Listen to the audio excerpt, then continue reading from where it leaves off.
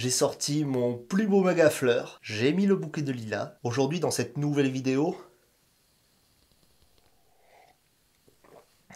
on va y aller tranquille. Salut à tous, salut à toutes, c'est Etienne pour Carpe Division. Comme je te l'ai dit, on va prendre notre temps aujourd'hui. On a un vaste sujet à développer. On va aborder un sujet très important dans la pêche de la carpe que nous pratiquons en no-kill. On va parler de la sécurité et du soin du poisson. Tout ça. C'est un vaste sujet. On va essayer de réduire au maximum notre impact sur le poisson et si on veut le réduire à 100%, la seule solution, je suis désolé, c'est de pas pêcher. Là, au moins, on est sûr de réduire notre impact au maximum. Mais nous, on a choisi de pêcher. Donc, on va essayer de prendre soin au maximum de notre prise. Faire cette vidéo, ça me permet de réfléchir à ce sujet qui est très important. Et j'aime un petit peu sur la carpe. Ça va être une vidéo assez longue parce que le sujet est vaste. Et puis, je t'ai dit, je vais prendre mon temps, tranquille. J'ai mis les lilas. Maintenant, quand tu vas voir des lilas dans une vidéo, tu sais que... C'est parti.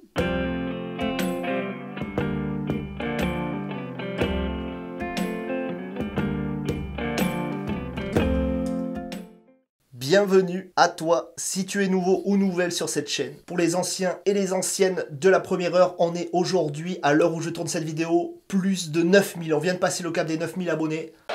Et merci. On s'approche tous les jours un petit peu plus du million. Ah, c'est beau. C'est beau. La pêche moderne de la carpe, depuis plusieurs dizaines d'années maintenant, se pratique exclusivement en no-kill.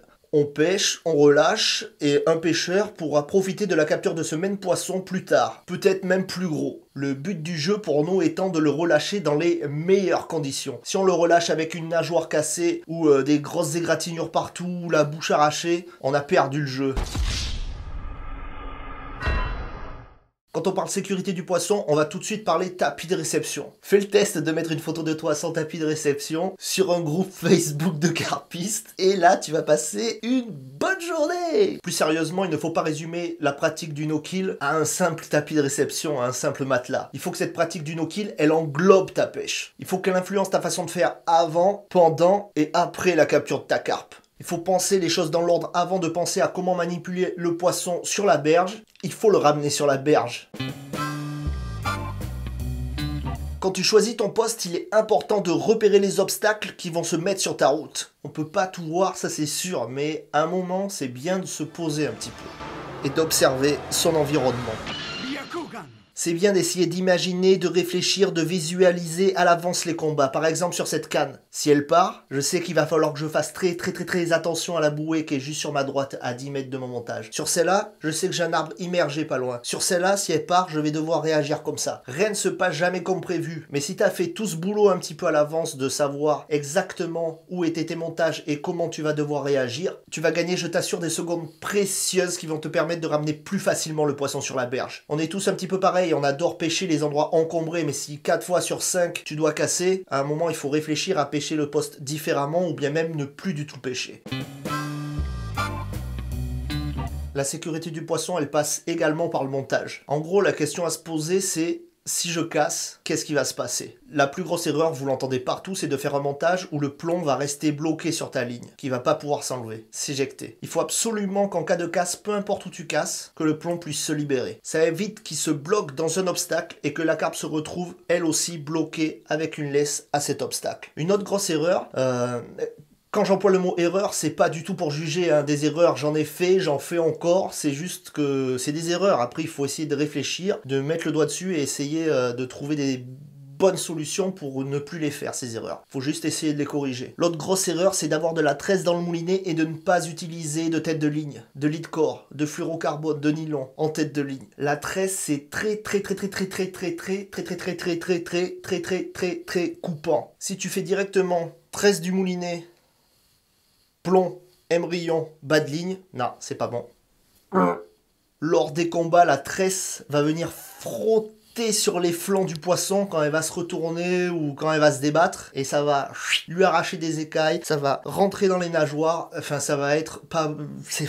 Non, faut vraiment pas faire ça. Quand il y a de la tresse dans le moulinet, on utilise une tête de ligne. C'est obligatoire, c'est comme ça. L'autre réflexion ou question à se poser, c'est sur mon montage, où se trouve mon point de faiblesse. Mais pas le point de faiblesse genre, ah là j'ai mal fait mon montage, je risque de casser pendant le combat. Non, pas ce genre de point de faiblesse. Non, point de faiblesse dans le sens si la carpe se retrouve à traîner mon bas de ligne, ma tête de ligne, etc., parce que j'ai cassé, ou c'est qu'elle a le maximum de chances de finir par arriver à casser. Et ce point de faiblesse, faut faire en sorte qu'il se trouve sur le bas de ligne. Par exemple, quand je pêche en rivière, j'ai tout le temps une tête de ligne en fluorocarbone et un bas de ligne en fluorocarbone. Je pêche comme ça. Eh bien, je vais faire en sorte que ma tête de ligne en fluorocarbone soit en 70 centièmes, par exemple, et mon bas de ligne en 50 ou 60. Toujours un petit cran en dessous. Comme ça, je mets le point de faiblesse sur mon bas de ligne, au plus court. Ça veut pas dire que je vais casser pendant les combats. Pareil pour les montages, y a un truc qui va revenir, c'est ardillon, sans ardillon. Je vais avoir du mal à parler de ce sujet parce que personnellement, je n'utilise que avec ardillon. Donc, je vais pas parler de quelque chose que je connais pas, quoi. C'est un long débat ça aussi, hein. N'hésitez pas, dans l'espace commentaire, c'est fait pour ça. Ça peut être vraiment intéressant, j'irai jeter un coup d'œil et puis j'irai nourrir ma réflexion sur le sujet. Pendant le combat, on assure la sécurité de la carpe en restant attentif à son combat, tout simplement. En restant attentif aux réactions de la carpe. En restant attentif à son environnement. La meilleure façon de respecter son poisson, c'est de le sortir. J'en reviens un petit peu à ce que je disais tout à l'heure, mais si le travail d'étudier un petit peu ton poste a été fait en amont, ça va faciliter ton combat. Après, des obstacles que tu n'as pas vus, il y en aura toujours. Même ceux que tu as vus, elle va rentrer dedans. Ben voilà, on peut pas avoir 100% de réussite. On le sait très bien que bloquer une carpe, c'est pas facile. Si c'était facile, on serait pas en train de parler. Quand on doit passer le poisson de l'épuisette au tapis, du tapis au sac de pesée. En gros, quand elle doit être déplacée, soulevée ou bien qu'elle est à plat. Il faut redoubler d'attention sur la nageoire pectorale. Je le répète, il faut redoubler d'attention sur la nageoire pectorale. Pourquoi? Parce que cette nageoire, elle aura tendance à se retourner très facilement, et vraiment très facilement. Il faut toujours vérifier qu'elle soit bien plaquée sur le poisson. Il faut vérifier. Vérifie, Étienne, vérifie, n'oublie jamais. Sérieusement, il ne faut jamais que le poisson soit appuyé sur sa nageoire pectorale. Je le répète. Je vais le répéter plein de fois en fait là. Cette vérification, le fait donc de bien sentir cette nageoire pectorale plaquée sur le poisson, c'est essentiel dans la sécurité du poisson, dans le no-kill, dans le soin du poisson. Il faut être constamment attentif à ça. Surtout, comme je vous le dis, quand on soulève l'épuisette, quand on soulève le sac de pesée, quand on le pose à plat sur le tapis, faut faire gaffe, parce que si elle se retourne, crac, ça casse, c'est pas ce qu'on veut, pas ce qu'on veut du tout.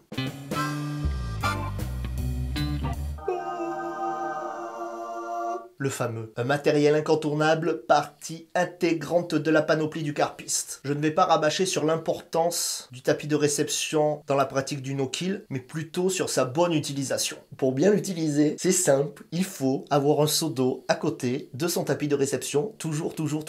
Il est ultra important de mouiller son tapis de réception à l'avance. Il est ultra important de mouiller ses mains pour manipuler le poisson. Il est ultra important de mouiller régulièrement son poisson quand il est sur le tapis de réception. Il est ultra important. Enfin bon, bref, t'as compris que le poisson, ça vit dans l'eau. Quand on le met sur la terre, faut le mouiller. Étienne, faut mouiller le poisson. Étienne, faut mouiller le poisson. Que l'on ait un tout petit tapis de réception tout fin ou un énorme, très grand tapis de réception avec des remparts, des rebords énormes. Il faut rester attentif une fois que le poisson est posé dessus. Toujours garder à l'esprit que c'est un être vivant qui est là, hors de son habitat, et que la seule protection qu'il a, c'est toi. Donc il faut rester attentif et rester vraiment à côté. Sur le marché, tu vas trouver des tonnes et des tonnes et des tonnes de tapis de réception. Personnellement, moi ce que j'aime, c'est les tapis bien épais avec des rebords. Sécure, 100%. Après, le truc d'avoir des gros rebords sur les photos, ça peut être un peu moche, donc on peut trouver des grands matelas aussi bien plats qui sont assez discrets pour les photos. J'en ai jamais eu, mais je pense que j'en prendrai peut-être un jour.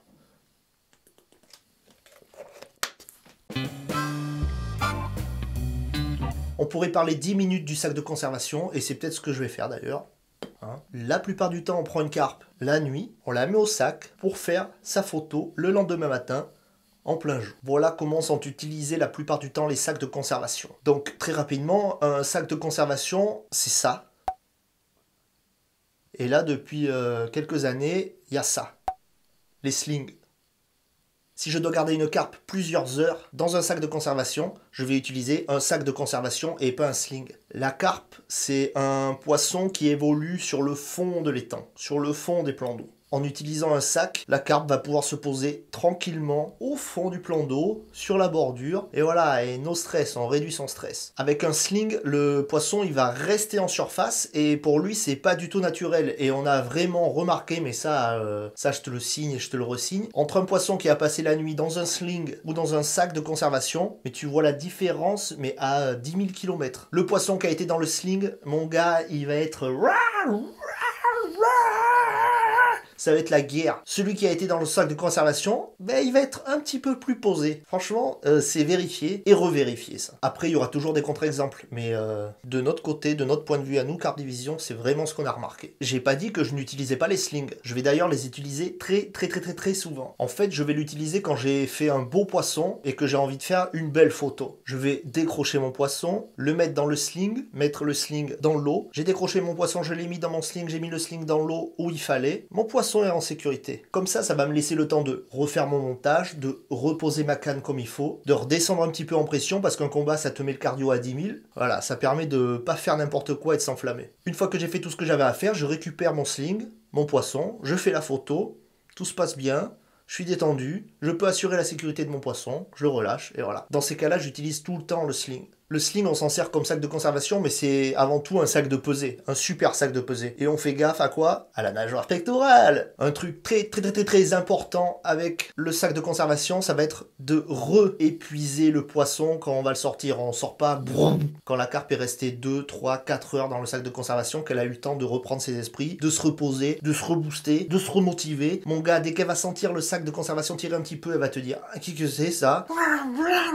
La guerre. Il vaut mieux que ça soit la guerre dans le sac de conservation dans l'eau que sur le tapis de réception. Sérieusement, il faut faire très attention à ça. Re-épuiser son poisson dans le sac de conservation dans l'eau. Un poisson qui est excité, qui tape sur le tapis, plaf, plaf, plaf. C'est vraiment pas le top. Il faut imaginer qu'un poisson, ça vit dans l'eau, et le poids qu'il a apporté dans l'eau est beaucoup plus léger pour lui que le poids sur la terre ferme avec la gravité. Il n'est pas habitué à ça, et c'est pas du tout son environnement. Il faut pas qu'il claque le poisson, le moins possible. Après, on sait très bien qu'il va claquer le poisson.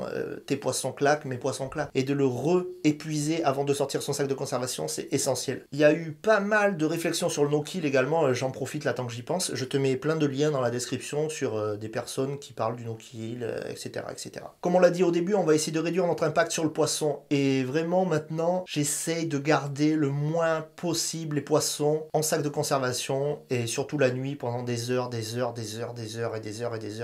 Tout ça pour plusieurs raisons. Je sais pas s'il y a vraiment eu des études scientifiques sur l'impact qu'a un sac de conservation sur la carpe, sur notre poisson, mais on pourrait penser logiquement que moins on garde un poisson longtemps dans un sac de conservation, mieux c'est. Si on part aussi du principe que la carpe c'est un poisson qui évolue socialement en groupe, partant de ce principe, est-ce que garder un poisson en sac plusieurs heures, c'est bon pour lui? Sur un fleuve immense, ou bien sur un lac immense, ôter ce poisson du groupe pendant plusieurs heures, quand on le relâche, est-ce qu'il n'est pas perdu? Je sais pas. C'est des réflexions comme ça à mener aussi sur le sac de conservation. Une autre raison, c'est que j'ai envie de faire des photos de nuit. On a envie de faire des photos de nuit, ça peut être très joli, une belle photo de nuit. Il y a très peu de photos de nuit, et une belle photo de nuit, ça peut vraiment tuer. En janvier dernier, par exemple, j'ai pris vraiment un beau poisson au cœur de l'hiver en pleine nuit. La logique pour exposer son meilleur profil sur Instagram avec un beau poisson, ça aurait été de le mettre au sac et d'attendre la meilleure luminosité possible le lendemain matin. J'ai préféré le mettre au sling pendant 15 minutes. J'ai préparé tout ce qu'il fallait, mon appareil photo, ma lampe, et j'ai fait ma photo de nuit, voilà.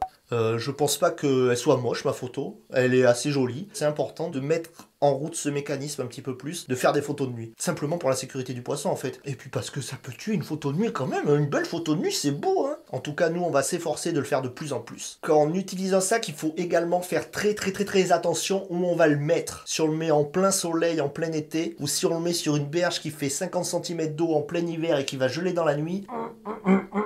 Ah oui, un dernier truc, un poisson par sac.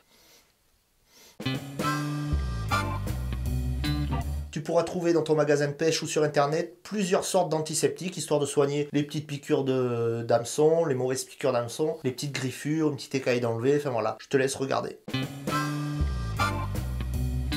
Pas grand chose à dire là, juste on se met pas debout pour les photos. On essaye dans la mesure du possible de se mettre au-dessus du tapis de réception ou au-dessus de l'eau. Caleçon, torse-poil, petite photo au-dessus de l'eau, c'est beau. Sur le papier, c'est assez simple de parler de la sécurité du poisson et de dire il faut faire ça, il faut faire ça.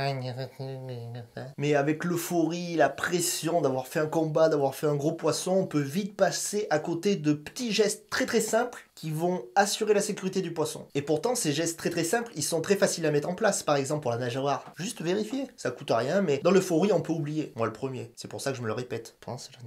Nous, pêcheurs de carpe, on a su imposer le no-kill. Maintenant, pêche de la carpe égale no-kill. Et ça, je trouve que c'est plutôt bien et c'est bien de le souligner. Tout l'univers de la carpe a su évoluer au niveau du no-kill. Les matériaux concernant la sécurité du poisson se sont améliorés. Et ça, c'est vraiment cool et je tenais encore à le souligner.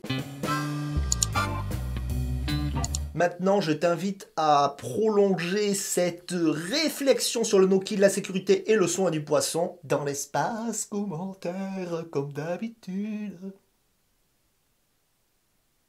Je peux faire ça des heures. Dans cet espace de liberté d'expression, n'hésite pas, toi là. N'hésite pas à répondre aux autres commentaires qui te paraissent intéressants, à développer le sujet du no-kill. Partage tes expériences et tes réflexions. J'espère que cette vidéo t'a plu. En tout cas, moi, j'ai pris vraiment beaucoup de plaisir à la tourner. En plus, j'ai le printemps dans la pièce. C'est magnifique.